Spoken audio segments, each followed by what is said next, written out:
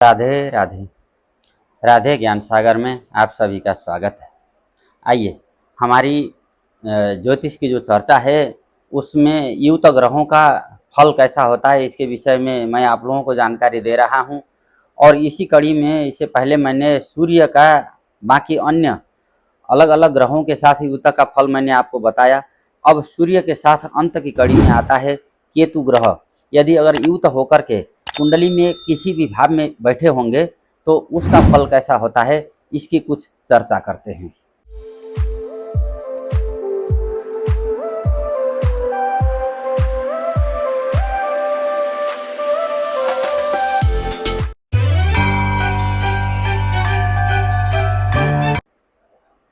अब जो सूर्य है वो हमारी आत्मा है, हमारे पिता हैं, हमारा राज्य सरकार से मिलने वाला लाभ है, वीवीआईपी या फिर बड़े वरिष्ठ अधिकारियों के साथ तालमेल का ग्रह है।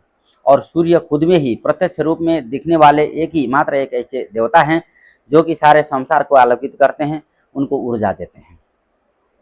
तो सूर्य जिस भाव में भी होगा, जिस किसी भी कुंडली में, वो हमेशा बड़ा बड़ा सोचेगा और बहुत अच्छा सोचेगा, क्योंकि सूर्य अपने आप में धर्म के मर्म को समझने वाले ग्रह हैं, ईश्वर को अच्छे से मानने वाले हैं, ईश्वर की सत्ता में विश्वास ऐसे जातक जरूर रखते हैं। अब यहाँ पर सूर्य के साथ जब भी केतु की युति होगी, चूंकि केतु जिस तरह से राहु आसक्ति का कारक है उसी प्रकार से केतु विरक्ति का कारक है। जहाँ पर राहु मोह है वहीं पर केतु वैराग्य है। अब यहाँ पर सूर्य धर्म है, धर्म और वैराग्य अथवा धर्म और विरक्ति यदि अगर साथ साथ में चलेंगे तो ऐसे जातक का जीवन इस संसार में रह करके जितने भी कार्य ऐसे जातक करेंगे उसके बाद निश्चित रूप से ऐसे जातक अपने परलोक के रास्ते को जरूर सुधारेंगे। जिस किसी के भी कुंडली में इन दोनों ग्रहों की युति बन रही होगी, यह तय मानिए कि आपका जीवन मोक्ष प्राप्त करने के लिए बना हुआ है। संसार में रह करके बहुत सारे लोगों के कल्याण का कार्य आप करेंगे। हमेशा धर्म कर्म के कार्य, परोपकार के कार्य, ईश्वर की सेवा, बड़े बुजुर्गों का आदर सम्मान, शास्त्र, मौलिक परंपराएं, प्राचीन पौराणिक विषय वस्तुओं के ऊपर आपकी रुझान जरूर अच्छी होगी और उसी की तरफ आपका जो है जीवन, आपके जो कार्य करने की शैली होगी वो भी इसी तरीके से आगे बढ़ेगी।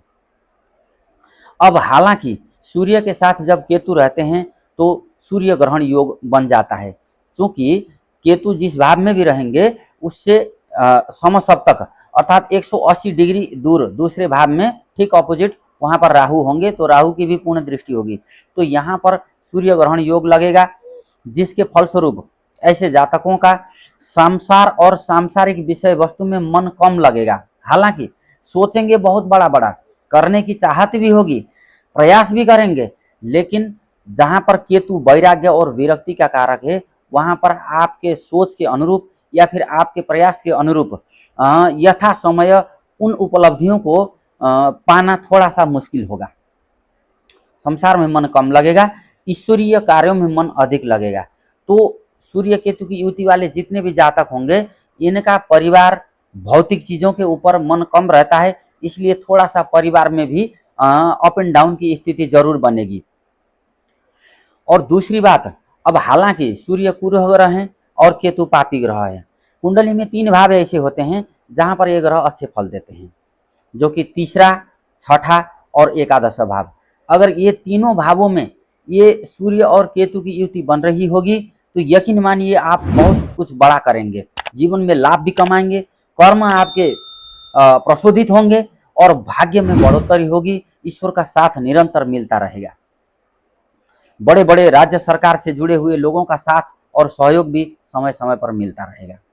अगर लग्न में ही यह बनी होगी युति तो अपने सिर का विशेष ध्यान रखें, सिर दर्द की समस्या हो सकती है, आंखों में कुछ परेशानी जरूर आ सकती है, क्योंकि हम जो सूर्य और चंद्रमा है उससे हमारे दायां और बायां दोनों आंख का निर्माण होता है और तो आंखों में चश्मा चढ़ सकता है। इसी प्रकार से द्वितीय भाव हमारे वाणी का है, तो वहां पर यह युति बनेगी तो निश्चित है कि परिवार से आपको दूर रहना पड़ेगा। लग्न में भी होगा तो ऐसे जातक कमाने के लिए दूर जाएंगे, परदेश में जाकर के कमाई कर सकते हैं। द्वितीय भाव में होगा तो परिवार से दूर जाना पड़ सकता है, परिवार में खटपट ज्यादा होगी, क्योंकि आप अपने उसूलों पर और अपने सिद्धांतों पर चलने वाले जातक हैं। तो दूसरे की सिद्धांत आपको रास नहीं आएंगे और आपके सिद्धांत उनको पसंद नहीं आएंगे। तीसरे भाव में होगा तो बहुत अच्छा है, आप बहुत कर्मठ हैं, बहुत ही हार्ड वर्कर, मेहनत बहुत करेंगे, लेकिन मेहनत करने के लिए आपको केतु अपने जन्म स्थान से दूर जरूर ले जाएगा। इसी प्रकार से चतुर्थ भाव में होगा तो आपका घर बड़ा होगा, आप घर में बहुत सारे भौतिक सुख सुविधाओं का संग्रह भी आप कर लेंगे, लेकिन उस घर में लंबे समय तक या फिर आनंददायी उन चीजों का अनुभूति आप नहीं उठा पाएंगे। अगर चतुर्थ भाव में सूर्य केतु की युति होगी तो ऐसे जातकों को पैतृक संपत्ति को का जब बंटवारा होगा तो पैतृक संपत्ति लेने के लिए भी थोड़ा सा संघर्ष अधिक करना पड़ेगा, क्योंकि दसम भाव में बैठे हुए राहु की दृष्टि भी होगी तो धोखाधड़ी या जालसाजी या कई तरह के साम दाम दंड भेद की नीति आपको मिलने वाली संपत्ति के ऊपर अपनाई जाएगी। इसी प्रकार से पंचम भाव में सूर्य केतु की युति होगी तो आपका जो है प्रेम असफल रह सकता है, संतान के लिए कुछ बाधा कारक यहाँ पर बन सकता है, संतान ऑपरेशन से उत्पन्न हो सकते हैं, या फिर जो है आपकी शिक्षा बाधित हो सकती है। एक निरंतर फ्लो में आपकी पढ़ाई नहीं हो पाएगी, रुक रुक करके पढ़ाई आगे बढ़ेगी। छठे भाव में बहुत अच्छा है, शत्रुओं के ऊपर आप विजय पालेंगे, नाना पक्ष या ननिहाल पक्षों से आपको सहायता मिलेगी, मामा मामी का आशीर्वाद जरूर लेते रहिए और प्रतिस्पर्धाओं में कंपटीशन में आपको लाभ जरूर मिलेगा, लेकिन नौकरी के लिए घर से दूर जरूर जाना पड़ेगा। इसी प्रकार से अगर सप्तम भाव में बनेगा यह युति तो पत्नी के साथ तालमेल का अभाव रहेगा, यहाँ पर अच्छा नहीं माना जाता है, क्योंकि यह एक मारक भाव भी है और निश्चित है कि यहाँ पर जो है परिवार से दूर जरूर करवाएगा केतु। तो भले ही कम समय के लिए हो या फिर कुछ लंबे अवधि के लिए भी हो सकता है, लेकिन दूर जरूर करवाएगा।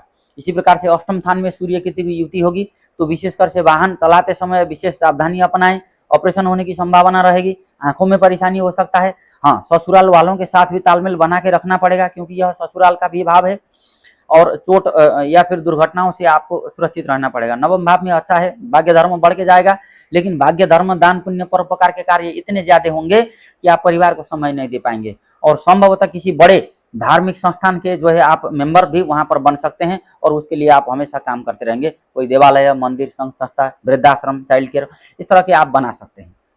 दसम भाव में बनना अच्छा है, केतु को संतुलन बना के रखेंगे तो निश्चित रूप से सरकारी जॉब मिलेगा और वहां पर लाभ भी मिलेगा।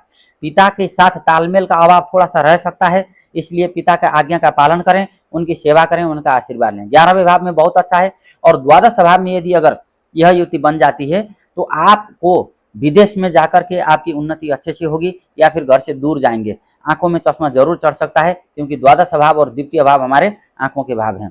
तो यदि अगर द्वादश भाव में बना होगा तो खर्चे ज्यादा होंगे, लेकिन शत्रुओं के ऊपर विजय जरूर पा लेंगे, क्योंकि वहां पर राहु की स्थिति आपके छठे भाव में होगी तो शत्रु जयी योग यहाँ पर लग जाता है। राधे